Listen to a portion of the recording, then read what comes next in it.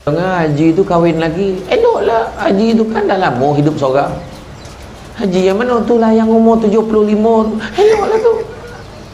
Kau tak dengar habis cerita ni, kenapa? Bini dia umur 25.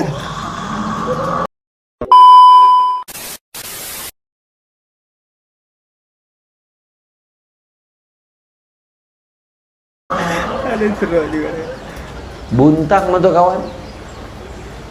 Haji tu umur 75, bini 25, tak buntang betul kata. Anak dara pingitan tantan. Mulalah mulut jahat keluar. Malam pertama mati tu. Astagfirullahaladzim. Cubalah cakap la elok. Yang kau dongki kenapa? Cuba tanya budak perempuan tu. Dek nak tanya sikit, akak nak tanya apa kegoman dengan Abang Haji tu. Umur Abang Haji tu kan dah banyak. Macam mana saya nak cakap? Kata-kata. Abang Haji ni romantik, pandai gurau, mesra. Dia pandai, dia romantik. Romantik orang tua tu. Setiap kali saya marah, dia tak pernah balas balik. Dah ada pakak, tak tahu anak balik apa. Kan? Aduh, ya tak perhati dengan orang. Kan? Doakan yang baik-baik untuk orang. Betul. Jaga hati. Keempat, jaga apa? Jaga perut. Ni nak pesan orang Melayu beragama Islam. Apa maksud jaga perut? Jangan benarkan benda haram masuk ke dalam perut kita. Jangan. Betul. Nabi sebut barang siapa yang membenarkan benda-benda haram masuk ke dalam perutnya, nescaya malaikat di langit dan di bumi akan melaknatnya selama sesuai selagi mana benda haram itu ada di dalam perutnya. Jangan sama sekali. Maka Nabi pesan apa? Carilah rezeki yang halal, kerana sesungguhnya yang halal itu cukup buat kamu. Buat apa duit banyak hati tak bahagia? Orang dulu-dulu susah tapi bahagia dunia akhirat. Anak-anak berjaya semua, alhamdulillah, sebab berkat. Jaga. Dan Nabi juga sebut manusia yang paling kaya adalah manusia yang merasa cukup dengan apa yang dia ada. Belajar rasa cukup. Bila ada kita dengar Perdana Menteri Umum bagi menghargai jasa penyawat awam, maka dengan ini diumumkan insentif kewangan sebanyak RM700. Tengok komen. Yang seorang tu boleh lah, daripada dulu 500 kalau 700 naik 200 boleh lah. Seorang tu. Yang seorang tu baik tak payah. Yang seorang tu pula. Yang seorang tu berlari pergi bank cocok, tak ada pun, belum lagi baru umur. Tapi dia excited, dia nak cucuk duit tu sebab dah janji nak tukar kasut sekolah anak dia yang koyak. Dia dah janji nak bawa anak-anak dia makan sama. Dah janji nak bawa anak bini dia makan kat restoran Tom Yum yang dekat dengan rumah dia tu, dah lama tak makan kat sana. 700 tu besar pada dia. Belajarlah bersyukur. Kita nampak kecil nilai dia. Satu hari orang tu jual minyak wangi di pasar malam dekat kampung Kurnia. Mari tuan-tuan, ini minyak wangi ni saya jual yang terbaik. Harga ni biasa RM1,200 di pasaran. Hari ni saya tak jual RM1,200. Hari ni RM1,000 pun bukan. Mari tuan-tuan, rapat tuan-tuan. Ini minyak memang baik tuan-tuan. Wangi memang standard international tuan-tuan. RM1,000 bukan tuan-tuan. Hari ni nak jual dengan harga yang terbaik tuan-tuan. RM500 pun bukan tuan-tuan. Mari sini rapat tuan-tuan. Mari sini tuan-tuan. Hari ni RM500 pun bukan. Nak jual RM300 pun bukan tuan-tuan. Rumah berapa dia nak jual ni? Orang nak makin ramai ni. Hari ni 300 tuan-tuan, saya offer kat tuan-tuan. Hari ni 100 pun bukan tuan-tuan. Lah gila betul, berapa dia nak jual ni? Hari ni 100 pun bukan tuan-tuan. Tawaran terbaik untuk tuan-tuan yang datang. Hari ni tuan-tuan, minyak wangi ni bukan biasa-biasa standard international. Hari ni RM50 pun bukan tuan-tuan. Wah, ni nak kena sepak orang. Betul ke tak? RM50 pun bukan tuan-tuan. Hari ni nak jual harga istimewa untuk tuan-tuan. RM10 pun bukan tuan-tuan. Nah, orang dah semua dah pegang baik duit ni. RM10 pun bukan tuan-tuan. Hari ni sebenarnya RM1 pun bukan tuan-tuan. Lah kau ni cakap betul-betul nak jual ke tidak? RM1 pun bukan tuan-tuan. 10 sen pun bukan tuan-tuan. Tapi harga tetap hari ni tuan-tuan adalah sebanyak 1 sen saja untuk satu botol. Dengan satu syarat, mesti bawa duit 1 sen sekeping. Maksud tu semua macam mana?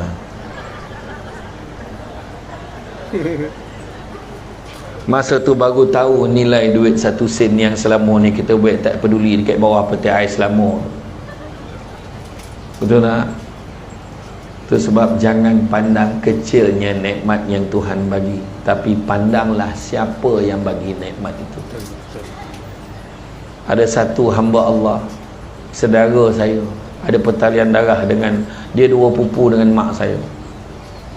Dia nampak orang aksiden, dia berhenti motosikal, dia turun melintah jalan nak tolong orang aksiden, dia pula kena langgar. Dia koma 3 bulan, tuan-tuan. Pak koma 3 bulan, bila dia bangun, dia elok, alhamdulillah elok, tubuh badan, tangan, kaki semua elok, tapi Tuhan tarik satu nikmat dia, iaitu saraf dekat lidah dia. Lidah dia tak rasa apa-apa, saraf lidah dia mati. Dia makan tak rasa, masin manis tak ada, dia hanya makan telan terus masuk, dia hilang nikmat rasa dekat lidah dia. Nampak kecil je nikmat, tuan-tuan, tapi bila hilang terasa besarnya nikmat Allah bagi kat kita. Paling simple, hidung, lubang hidung tersumbat sebelah nak tidur je nah. Allah sebelah aja Allah Ta'ala uji gitu. Itu sebab jangan pandang nikmat itu apa. Hanya orang yang sakit tahu nikmat sihat. Kalaulah aku sihat, boleh aku sama-sama tengok Samsul debat kat bawah kemah tu. Dia cakap, kita hari ni boleh jalan lagi, berseret-berseret, berpimpin pun boleh datang tengok. Ada orang tu dah terlantar tengok daripada rumah je. Rezeki dah, rezeki. Belajar bersyukur. Kemudian pada apa? Abu Lais kata, jaga tangan kita. Bantu. Orang Islam ni patut bantu membantu. Ni bukannya mengambil tindakan satu saling menjatuhkan antara satu dengan yang lain. Kemudian lepas jaga tangan, jaga apa? Jaga langkah kaki kita, melangkahlah ke tempat-tempat yang baik. Masjid, surau, pergilah ramai-ramai. Kadang-kadang tak pergi langsung masjid dengan surau, tunggu mati pun sampai surau. Dah jadi jenazah pun sampai surau. Janganlah jadi sampai macam tu. Tahu mana hati kita, tuan-tuan. Sampai kan buta hati tak nak pergi ke rumah Allah. Sombong apa kita dengan Allah Ta'ala. Pergilah ke rumah Allah. Datang ke rumah Allah. Kan? Rugi kita. Ada kesempatan kita tak nak guna. Masjid, boleh kata setiap taman, setiap kampung ada masjid, ada surau. Paling tidak surau. Kenapa kita tak boleh pergi? Apa yang kita sibuk sangat dengan urusan dunia kita sampai tak boleh pergi? Pergilah. Ya. Kemudian yang terakhir sekali, jagalah ketaatan kita kepada Allah dan Rasul. Apa tujuan saya sebut di awal tadi tentang adab? Sebab adab ni meletakkan kita berbeza dengan makhluk Allah yang lain. Berbeza. Adab, cara kita bercakap, cara kita berhubung antara satu dengan yang lain. Jaga ukhuwah masing-masing. Jangankan disebabkan oleh perayaan besar yang nak berlaku tak lama lagi, maka kita bergaduh sesama kita, tak usah. Dah habis pilihan raya besok, baik. Dah pangkah balik dah, jangan buka cerita dah. Kita dah pangkah dah, terima je apa keputusan. Jangan berpecah belah, tu pesan saya. Janganlah balik tanya pula, apa perasaan kau bila dah kalah ni? Jangan kau cari pasal lama tu. Sudah-sudahlah tu. Masing-masing ada pandangan yang berbeza. Ya. Jadi tak usah kita, kalau bercakap tu boleh menimbulkan bibit-bibit perpecahan dan pergaduhan, lebih baik elakkan. Jaga silaturahim antara kita. Nabi sebut, tidak ada dosa yang lebih berhak Allah segerakan seksanya di atas dunia dan simpan seksanya di akhirat, iaitu dosa menderhaka kepada kedua ibu bapa dan juga dosa memutuskan silaturahim. Jadi tolong jaga. Itu sebabnya bila kita sebut dalam Islam, Melayu Islam hari ini, maka sepatutnya kita ada semangat ta'aruf, takaful dan juga tafahum. Bila sebut ta'aruf, kita berkenal-kenalan antara satu dengan yang lain. Takaful, bantu-membantu antara satu dengan yang lain. Dan begitu juga tafahum, berusaha untuk memahami latar belakang antara satu dengan yang lain. Dan dengan itu kita faham akan sensitiviti di antara satu dengan yang lain. Janganlah kita saling jatuh menjatuhkan dan merasa seronok dengan kejatuhan saudara-saudara kita. Akan tetapi bergembiralah dengan kejayaan saudara-saudara kita dan berdukacitalah dengan kegagalan saudara-saudara kita. Itulah standard kemanusiaan yang sepatutnya ada. Macam saya sebut di awal tadi, manusia semakin ramai, kemanusiaan semakin kurang, kita hilangkan. Dalam ayat surah Az-Zumar tadi saya bacakan, kul ya ibadiyallazina asrafu ala anfusihim, wahai hamba-hamba yang melampaui batas atas diri mereka sendiri. Allah Ta'ala sambung dekat ayat tu, la taqnatu mir rahmatillah, jangan berputus asa dengan rahmat Allah. Innallaha yaghfiruz dzunuba jami'a, sungguhnya Allah nak ampunkan dosa-dosa kesemuanya. Innahu huwal ghafurur rahim, sungguhnya Allah Maha Pengampun lagi Maha Penyayang. Jadi bertaubatlah. Nabi sebut sesungguhnya manusia itu berdosa, dan sebaik-baik manusia berdosa itu bertaubat kepada Allah. Buatlah baik banyak-banyak. Tak usah kita bergaduh, tak usah kita bercakap. Buat baik, saling bantu-membantu. Bangun sama-sama, juga jatuh pun sama-sama.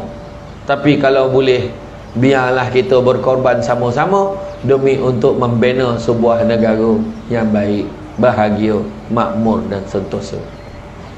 Ke bukit sama didaki, ke lurah sama turuni, berdiri sama tinggi, duduk sama rendah, melompek sama patah, terrajun sama basah.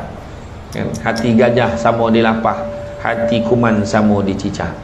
Itu semangat yang kita nak, supaya kita bersama-sama berganding bahu, bantu-membantu antara satu dengan yang lain. Tuan-tuan dan puan-puan sekalian, tidak ada penceramah yang paling faham dalam dunia ni, saya lah. Penceramah yang paling faham reaksi penonton. Masa bila kena berhenti, saya faham. Kalau muka dah tanung macam tak puas hati tu, saya faham. Saya faham. Tak reti berhenti ke dia ni. Dia nak ambil gambar ni, sabar. Saya tak ada masalah orang nak ambil gambar dengan saya. Gambar tagak RM50. Gambar gambar RM150. Tolong masuk dalam tabung persatuan penduduk. Ya. Ada yang tidur tak? Ada yang tidur tak? Tak ada. Dia ada satu doa. Kalau kita buat presentation, bercakap ke depan, baca doa ni, insya-Allah yang mendengar akan hilang ngantuk dia. Pernah tak ustazah tu ajar? Orang perempuan, ada tak ustazah ajar dalam kuliah duha? Ada tak? Doa baca ke depan. Ada tak? Tak ada? Lah, rugi doa tu senang kalau kita baca doa ni, insya-Allah sagarlah mata orang yang ngantuk tu. Doa dia senang Bismillahirrahmanirrahim, wa bil lahil taufik wal hidayah, wassalamualaikum warahmatullahi wabarakatuh. Insya-Allah hilang ngantuk. Orang yang dah tidur tu, wabillah taufik tagak dah habis tu, bangun tu. Tapi saya belum baca ke doa tu, baru ajar ya baru. Ya. Jadi tuan-tuan dan puan-puan yang mati Allah sekalian, apa-apa pun jaga. Kadang-kadang bila kita pegang nama Melayu, kita lupa nak bawa Islam tu bersama dengan kita. Sepatutnya Islam menjadikan kita manusia lebih baik, sebab Nabi ajar kita jadi baik. Orang perempuan berhentilah bercakap, aku ni mulut je jahat, hati baik tak ada mana dah. Kalau hati baik, mulut pun kena baik, perangai kita pun kena baik, cakap dengan suami pun baik-baik.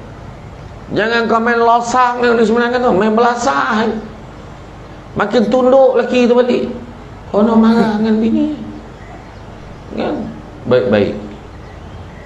Jaga adab kita dalam masyarakat, dalam kemasyarakatan kita kena jaga. Bak kata orang, sepandai-pandai itu pai melompat, akhirnya jatuh ke tanah jua. Walaupun perkongsian sudah tamat, mudah-mudahan merasap ke dalam jiwa. Cantik dipandang rumah penghulu, kayu terukir dari papan. Alang-alang menuntut ilmu, sebutir pasir kembang galah menjadi intan. Budak-budak membawa galah, nak menjolok buah berangan.